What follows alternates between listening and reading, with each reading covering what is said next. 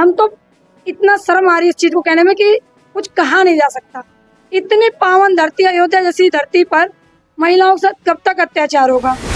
क्योंकि 2012 में जब अखिलेश की सरकार बनी थी तो यहाँ सांप्रदायिक दंगा हुआ था।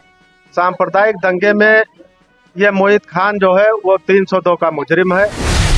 महासचिव जी यहाँ बैठे हैं, उनसे हम बातचीत करेंगे। जो महिला आयोग के महासचिव जी हैं उनसे बातचीत करेंगे। जी, आपका नाम क्या है? मेरा नाम शशि शर्मा है। मैं हिंदू वाहिनी संघ से प्रदेश महासचिव हूँ महिला प्रकोष्ठ की, और रुद्र नारी उत्थान सेवा समिति से नारी शक्ति की प्रभारी भी हूँ अयोध्या से। मैं सिर्फ नारियों के लिए काम करती आई हूँ, आगे भी करती आऊंगी। मैं सिर्फ इतना कहना चाहती हूँ कि हमारे जो मुख्यमंत्री जी हैं श्री आदित्यनाथ जी, उनके साम्राज्य में अयोध्या जैसे पावन धरती पे इतना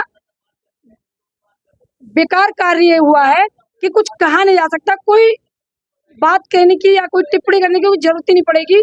इतनी गंदी चीज ये हुई है। मैं इतना चाहती हूँ कि महिलाओं के साथ ये अत्याचार कब तक होगा और क्यों होगा, क्योंकि हमें महिलाओं के लिए अगर हम खुद नहीं खड़े होंगे तो हमारी महिलाएं कहाँ जाएंगी। अगर इस घर की हालत देखी जाए तो इतनी जर्जर है कि शायद माता जी उनकी मजदूरी करती हैं, जो सुनने में आया है। जी। और उनके पिताजी इस दुनिया में ही नहीं है। उस लड़की के साथ इतनी निर्मम दुराचारी लोग हैं दुनिया में।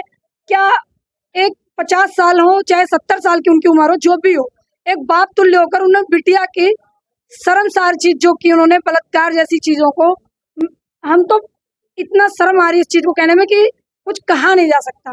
इतनी पावन धरती अयोध्या जैसी धरती पर महिलाओं के साथ कब तक अत्याचार होगा। 12 वर्ष की उम्र क्या है? एक फूल है। बिल्कुल, ये तो अभी उभरता हुआ फूल था। और जो हमारी जानकारी में बच्ची 2 से 2.5 महीने की प्रेग्नेंट बताई जा रही है।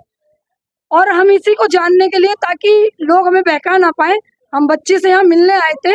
लेकिन हमें जो संज्ञान में आया कि मुख्यमंत्री जी ने उनको अपने पास बुलाया है, और हम चाहते हैं कि इस पर जल्द से जल्द कार्रवाई की जाए और दोषी मोइन खान को फांसी पे चढ़ाया जाए।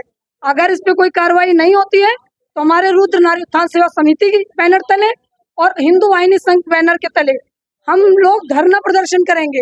अपनी महिलाओं के साथ चक्का जाम करना पड़ेगा, वो भी करेंगे। थाने का घेराव करना पड़ेगा, थाने का घेराव होगा।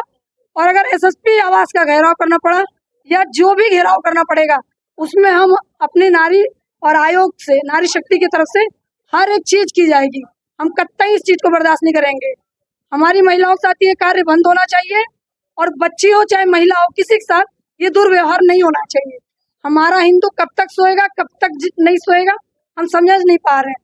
अगर अपने हिंदुत्व के लिए भी ना लड़ पाओ तो बेकार है इस दुनिया में रहना। हिंदू कहना बेकार है अपने आप को। और कब तक होगा इस तरीके से।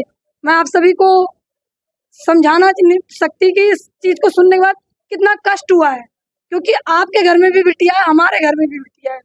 हमारी बिटिया के साथ 12 साल का इतना कष्ट हो रहा है उसे सुनकर कि क्या हालत होगी बच्ची की इस टाइम पे, वो मैं आपको वो बयान नहीं कर सकती महिला होने के नाते। मैं बस इतना ही चाहती हूँ कि इस पे कार्रवाई जल्द से जल्द हो। अगर कार्रवाई नहीं होगी तो हमारी दोनों संस्था, रुद्र नारी उत्थान सेवा समिति और हिंदू वाहिनी संघ के बैनर तले मैं प्रदेश महासचिव महिला प्रकोष्ठ और रुद्र नारी उत्थान सेवा समिति से प्रभारी हूँ अयोध्या की। मैं आश्वासन देती हूँ, अगर हमें भूख हड़ताल पे बैठना पड़ा तो हम भूख हड़ताल पे भी बैठेंगे। जी भैया जी। देख सकते हैं ये पीड़िता के घर पे यहाँ ये महिला आयोग के सचिव जी के जो यहाँ पे अध्यक्ष जी थी यहाँ आई थी और उन्होंने अपनी बात कही। अगर नहीं कार्रवाई होती है तो बहुत बड़ी धरना करेंगे, लेकिन यहाँ जो निश्चित रूप से जो उच्चतम जो कार्रवाई है वो होनी चाहिए। ये घटना आज से नहीं, इसकी पृष्ठभूमि जो है 2012 में जब अखिलेश जी की सरकार बनती है, ये लोग समाजवादी पार्टी में वर्चस्व हासिल करते हैं। उसी समय उन्हीं की सरकार में चौकी भी यहाँ आती है और पूरा संरक्षण ये लोग थाने से लेकर के और चौकी तक अपना वर्चस्व बना लेते हैं और गरीबों की जमीनों को कब्जा करना और उनके ऊपर अत्याचार करना। क्योंकि 2012 में जब अखिलेश की सरकार बनी थी तो यहाँ सांप्रदायिक दंगा हुआ था। सांप्रदायिक दंगे में ये मोहित खान जो है वो 302 का मुजरिम है। लेकिन निरंतर जो मौजूदा सांसद है अपने उदय प्रसाद जी, उनका संरक्षण प्राप्त रहा है, समाजवादी पार्टी का संरक्षण प्राप्त रहा है। और ये जो नगर है भदरसा नगर का वो नगर अध्यक्ष भी समाजवादी पार्टी का था। तो इस तरह से उसको पूर्णतः जो है समाजवादी पार्टी का वर्चस्व भी रहा है। इस मामले में हमें तो नहीं लगता है इस मामले में किसी को संरक्षण देना चाहिए, क्योंकि अपनी बहन भी हो सकती है, अपनी बेटी भी हो सकती है, अपनी माँ भी हो सकती है। और ये जो मातृशक्ति के साथ जो ये घटना घटी है, काफी ये कुकर्म और काफी दरिंदगी की ये घटना है। इस घटना को बिल्कुल मानवता को शर्मसार करने वाली घटना है। ये इंसान नहीं कर सकता है, क्योंकि इतनी छोटी बच्ची और अनाथ बच्ची जिनके पिताजी भी 2 साल पहले खत्म हो गए, ऐसी घटना को सिर्फ जानवर ही अंजाम दे सकता है। अगर थोड़ी भी इंसानियत किसी के अंदर बची हो तो ऐसा कुकृत्य नहीं होना चाहिए।